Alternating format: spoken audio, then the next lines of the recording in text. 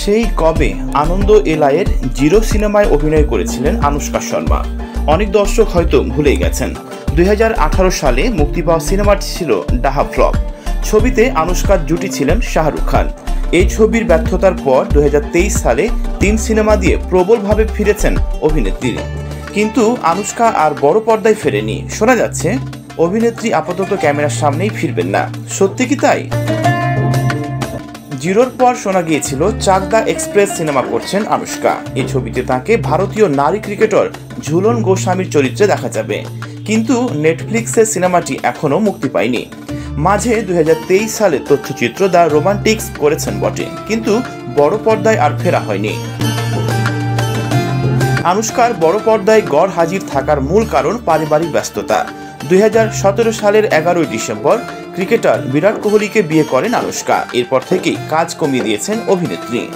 2021 সালের 11 জানুয়ারি প্রথমবার মা হন আনুশকা। জন্ম হয় তার মেয়ে ভামিকার। 2024 সালের 15 ফেব্রুয়ারি দ্বিতীয়বার মা হন এই অভিনেত্রী। এবার তার কোলে আলো করে আসে পুত্র সন্তান আকি।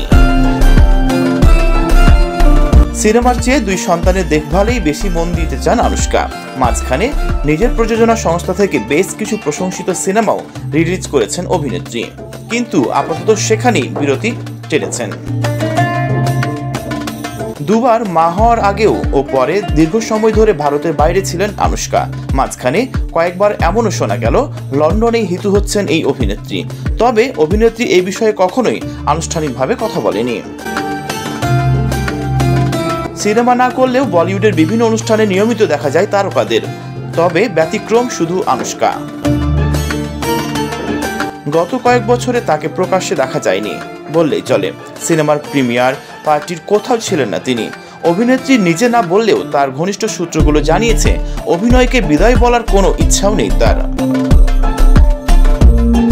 পারিবারিক ব্যস্ততার শেষে দ্রুতই কাজে ফিরবেন। তবে অভিনয়, প্রযোজনা সবই করবেন বেছে বেছে। কাজ ও পরিবারের মধ্যে সমন্বয় করে চলতে চান আনুশকা। তবে আবার বড় পর্দায় অভিনেত্রীকে দেখতে কতদিন অপেক্ষা করতে হবে সেটা এখনই বলা যাচ্ছে না। তো বন্ধুরা, আপনার কি মনে হয় আনুশকা কি আর অভিনয় ফিরবে নাকি ফিরবে না? আপনার মন্তব্য কি বলে জানাতে চাইলে কমেন্টস করুন আমাকে।